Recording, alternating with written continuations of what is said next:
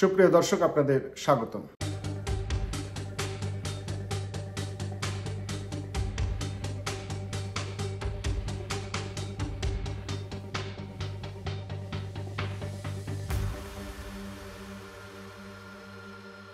সুপ্রিয় দর্শক, গতকালকে হাসনাত আব্দুল্লাহ এবং সার্জিস দাবি করেছে যে তাদেরকে ট্রাক চাপা দিয়ে হত্যা চেষ্টা করা হয়েছে।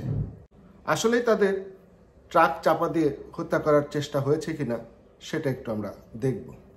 হাসনাত আর সার্জিস দাবি করতেছে যে গতকালকে তারা যখন চট্টগ্রামের আইনজীবী সাইফুল আলমের জানাজা শেষে তারা যখন ঢাকায় ফিরছিল, তখন ঢাকায় ফেরার পথে তাদের গাড়িকে একটা ট্রাক চাপা দেয় এবং গাড়িটা দুমড়ে মুচড়ে যায়। ভাগ্যক্রমে তারা সেই গাড়িতে ছিল না, তারা সেই গাড়িতে গেছিল, কিন্তু আসার সময় তারা গাড়ি পরিবর্তন করে। এখানে কয়েকটা প্রশ্ন। প্রথম প্রশ্ন হলো, তারা দাবি করেছে তাদের গাড়ি বহরে 3টা গাড়ি ছিল এবং যেই গাড়িটা ক্ষতিগ্রস্ত হয়েছে সেটা একটা পাজেরো গাড়ি। এত দামি বিলাসবহুল গাড়ি পেল কোথায়? তাদের এই গাড়ির কস্টিং, ফুয়েল, আসা যাওয়ার খরচ, এগুলো তারা কোথায় পায়?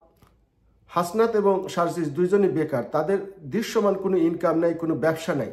তাহলে তারা এই এত বড় গাড়ির বহর, এটা মেনটেন করার খরচ কোথা থেকে পায়?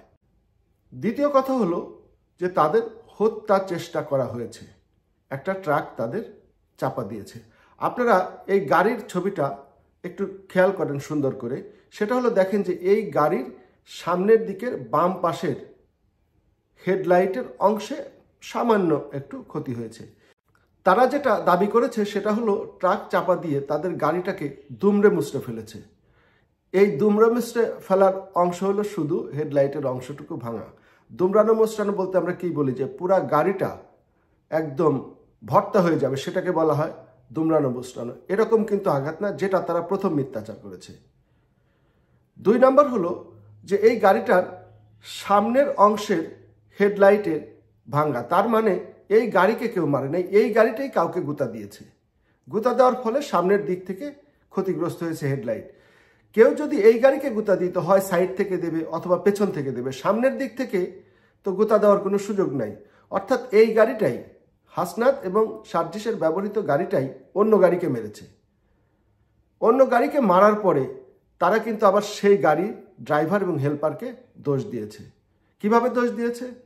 যখন তাদের এই গাড়িটা একটা ট্রাককে ধাক্কা দেয়, তখন সেই ট্রাক চালক এবং ট্রাকের হেল্পারকে তারা দোষারোপ করে যে তোরা কেন আমাদের গাড়িকে ধাক্কা দিলি।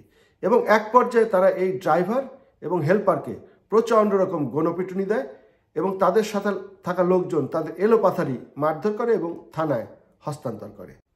কেন সার্জিস এবং হাসনাত এই ছোট্ট একটা অ্যাক্সিডেন্টকে হত্যা চেষ্টা বলে দাবি করছে? হাসনাত এবং সার্জিস এই ছোট্ট একটা ঘটনাকে হত্যা চেষ্টা বলে দাবি করছে শুধুমাত্র পাবলিক সেন্টিমেন্টটা নেওয়ার জন্য। এখন তাদের সেই আগের জনপ্রিয়তা নাই। 5ই আগস্টের পূর্বে তাদের ষড়যন্ত্রে জনগণ যেভাবে পা দিয়েছিল, সেই জনসমর্থনটা এখন আর তাদের পক্ষে নাই। এ কারণে তারা এখন এই ছোটোখাটো ঘটনাকেও পাবলিক সেন্টিমেন্ট কাজে লাগানোর জন্যে তারা এটাকে বড় আকারে, হত্যা চেষ্টা আকারে জনগণের সামনে নিয়ে আসছে। যদিও এই ঘটনাটা সম্পূর্ণ মিথ্যা, বানোয়াট, ভিত্তিহীন এবং এই ধরনের বড় কোনো অ্যাক্সিডেন্টই সেখানে ঘটেনি। সার্জিস এবং হাসনাত আব্দুল্লাহ তাদের এই মিথ্যাচার প্রচারের জন্য তারা কাকে বেছে নিয়েছে? আপনারা যদি হাসনাত এবং সার্জিসের ভিডিওটা দেখেন, তাদের সাক্ষাৎকারটা কে প্রচার করেছে, দেখবেন সেই সাক্ষাৎকারটা প্রচার করেছে ইলিয়াস। অর্থাৎ জুলাই আগস্টের পূর্বে তাদের যে দোসর ছিল, জামাত শিবিরের উগ্রপন্থী প্রোডাক্ট ইলিয়াস, বিদেশে বসে বসে বিভিন্ন মিথ্যাচার উস্কানিমূলক ভিডিও দিয়ে দেশের জনগণকে বিভ্রান্ত করে থাকে। সেই ইলিয়াসকে দিয়েই তারা এই মিথ্যাচারটা সারা দেশে ছড়িয়ে দিয়েছে এবং তারা তাদের বিশ্বাসযোগ্য মাধ্যম মনে করেছে যে ইলিয়াস। এবং ইলিয়াসই কিন্তু বলছে বারবার যে এই গাড়িটা দুমড়ে মুচড়ে গেছে এবং এই গাড়ি চাপা দিয়ে তাদেরকে হত্যা চেষ্টা করা হয়েছে এবং সেটার সাথে সুর মিলিয়ে তাদের শেখানো কথা, তাদের শেখানো মত, 3জনই সার্জিস, হাসনাত এবং ইলিয়াস সুন্দর করে গুছিয়ে ভিডিও বানিয়ে প্রচার করছে।